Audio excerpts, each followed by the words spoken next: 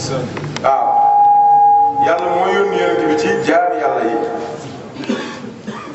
te moom moo wax ni yonent bi sallallahu alayhi wa sallam ci boppam seede la inna arsalnaaka shaahidan boobu mooy maqaama bi njëkk a ñëw ginnaaw risalatu inna arsalnaaka risalatu shaahidan wa mubashiran wa naziran wa daa'iyan soog a dikk siraajan muniiran muy juróom-ñaari maqaama yoo xamante ni yonent bi moom la toogaalee yàlla joxal bi ko ci ne ko ci lii ngay doxalee sama mission juróom-ñaari maqaama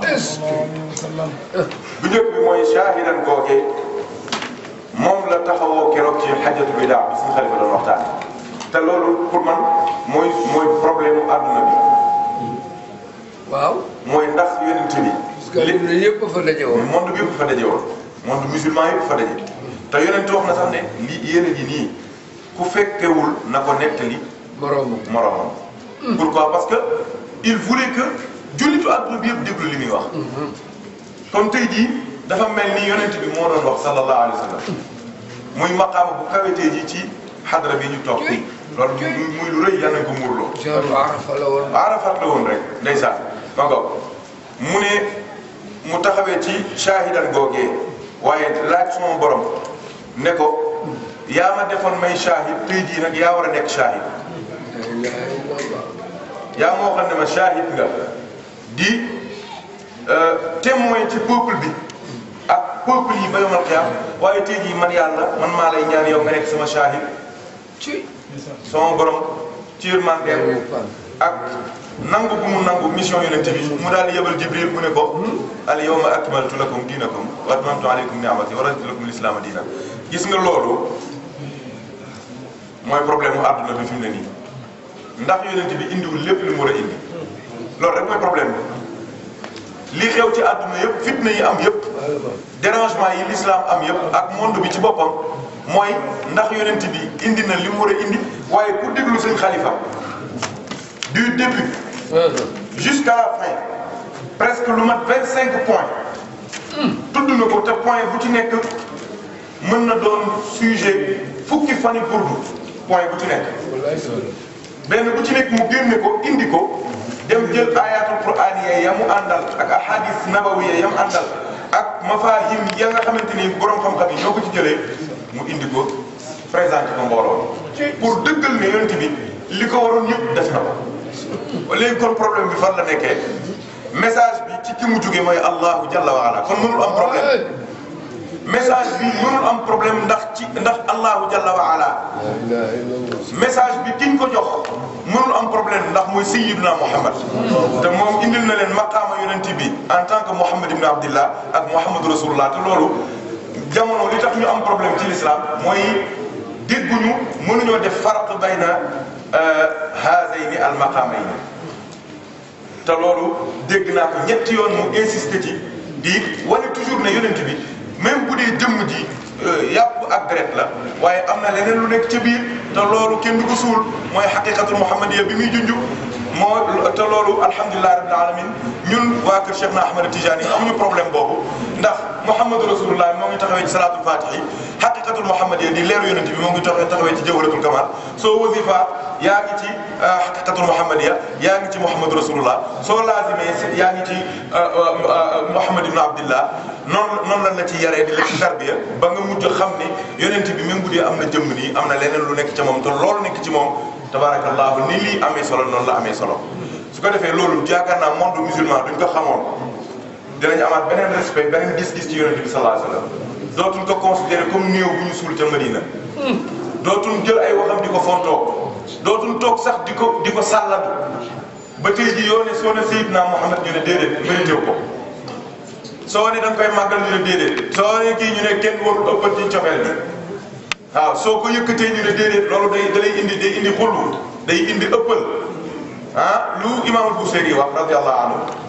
mu ne lu la neex waxal ci yonent bi waxal ba mu des ne moom doomu yàlla la wala yàlla la waaw tout waxal ma shi'ta min sharafin ma shi'ta min idam lu la neex waxal yonent bi moo ko moom sallallahu alayhi wa sallam su ko defee kon loolu jullit yi war nañ ko bàyyi xel xam ni sallallahu alayhi wa sallam li ko waroon yëpp def na kon léegi kon li ñu war a def mooy ñu posé wu question comme message bi fa mu jógee amul problème mooy Allah message bi amul problème ndax ci Allah bu la jógee comme jëf kañ ko jox ngir mu transmettre ko mooy Seydina Muhammad yàlla wax na ko suratul najm wa maa yantiqu anil hawa te yamul ci làmmiñ waaye cër yëpp la wax ni amul problème il peut pas faire d'erreur il est infaillible sallallahu alayhi wa sallam du juum kon léegi ñun ñii destinataire message bi yaakaar naa ñoo am problème donc léegi il faut que xutba yonent bi sallallahu alayhi wa sallam war nañ koo bindaat traduire ko ci langue yu bëri mais ñu séddale ko mbokk yëpp àdduna bi yëpp jotaat xam ni yonent bi il avait tout prévu ñoo ngi nii fi ne nii di waaw. mor na ko. incha allah. mat na imam. am na solo lool. lu jar tasaare ci àdduna la wallahi. ñun de biñ nekkee Azhar. imam nee na ñun de biñ nekkee Azhar. ba jàng suñu ñetti at yi nga xamee ne moo composé faculté usul bi. mu ne ba jàng suñu ñetti at yi nga xamante ni moo composé faculté usulu diin. bu mujj section bi nga xamee ne moom ngay def spécialité. mu ne ba mujj section bi ngay defee spécialité. man sama spécialité maa ngi ko ci daawa al islami wa daawa al islami wa thaqafa al islam daawa wal irshad wa thaqafa al islami. waaw mu ne moom mu mujj spécialisé wu ci daawa mooy woote ci yoonu yàlla ak culture islamique ak ginde daal mooy orientation. wane xutba bii la ñu jëkk a jox. mu ne waaye xutba bii la ñu jëkk a jox. ñu war koo jàng. mu ne pour ñu war koo jàng. professeur bu mag. professeur bu mag. docteur. mooy taxaw. di ko détaillé. di ko tasaare. xam ne la mu ca détaillé rek. mu ne xam ne la mu ca détaillé rek. mat na téere dëgg la. te su paree sax day defar téere. mu ne te su paree sax te koy mool def ko téere. indi woon naa ko waaye maa ngi koy wër ci sama téere yi. mu ne indi woon naa ko waaye maa ngi koy wër ci sama téere yi ndeysaan. waaw ndax dafa am importance. bien sûr mu ne ndax importance bu ma am incha allah. moom ñooy yor boobu moom yoru. waaw te yeneen ñu mu yor la. ndeysaan. moo ne boobu yoru. dëgg la yoru ko. dëgg la. waaw su ko defee. ma ne su ko defee. dinaa ko seet xalifa. dina ko seet. jox ko moom. incha allah. mu gën ci am. incha allah dinañ ko photocopier ay xalfiya. waaw dinañ ko photocopier ba ñu bëri mën koo jot incha allah. c'est-à-dire que loolu moom mooy. surtout jox ko nag intellectuel yi. waaw ñu gëstu ko bu baax. ñii di def ci ay waaw gëstu ko. nam bi di kii. ndeysaan. waaw as. jàmbaar rek dëgg la sëb dëgg la jàngal la jàmbaar. waaw jàmbaar waaw. kàddu ñoom ñëpp. ndeysaan waaw. di nga jël de. incha allah donc loolu li ma ci bëgg a wax mooy kon ñun jeunesse bi ñun ñu bokk ci l'islam war nañu góorgóorlu bu baax ba mën a am xam suñu relation ak message yonent bi sallallahu alayhi wasallam parce que xutbatul bidaa bi dafa nekk un résumé benn talxiis la benn condensé li yonent bi jàngale ci 23 ans wu alquran yi mu wàcc yëpp. léegi beneen bi ci des te loolu mooy problème monde bi par rapport ak imam ni mu xalaatee thème bi lan moo tax monde bi am problème le monde musulman lan moo tax pourquoi parce que ñii nga xamante ni ñoo war a dégg waxu yonent bi sallallahu alayhi wa sallam war koo expliquer jaam yi ñoom ci seen bopp ñuy jël seen tànk dëgg ko ci jàngale yonent bi yii nga xamante ni c'est dafa leer naññ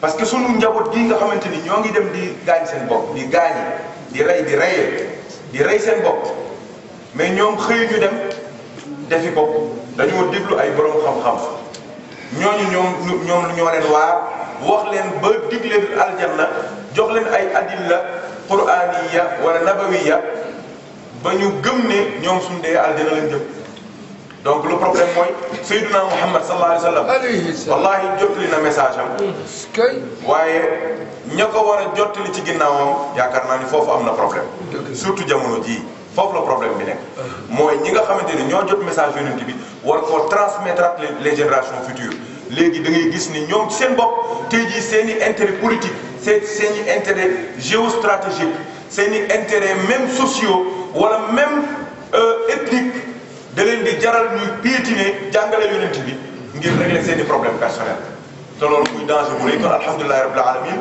tey jii jotaay la boo xamante ni képp koo xamante ni déglu nga ko ak sa xel jël say note nga enregistré ci sa téléphone soo demee nga wéet ak sa bopp nga xoolaat lii yonent bi sallallahu alayhi wa sallam jàngale mu nekk ay wax yu leer nañ ndax arab ba sax daanaka tàngewul noonu ndax xam na ni ñëpp la doon waxal soo ko wéetee di nga xam yow sa bopp ndax yaa ngi ca la yonent bi waccoon wala boog nekkoo ca bu dee tamit borom xam-xam nga sooy commencé ti di jël ay fatawa wala ñu lay laaj ay masail diiniya wala fiqhiya wala fahmiya di nga am dégg-dégg boo xamante ni dina la dimbali ba nga mën a connecté wu ak dégg-dégg yonent bi sallallahu alayhi wa sallam loolu la Cheikh na Ahmad Tijani radiyallahu anhu wax ne wali yu yàlla du indi sharia bu bees waaye day indi dégg-dégg bu bees innama al waliyu laa yati bi shari al jadidi innama yati bil fahmi al jadidi noonu la ko waxee Jawaahirul Maani kon dégg bi moo am solo waaye du xam-xam bi wala mokkal bi yal nañu yàlla dimbali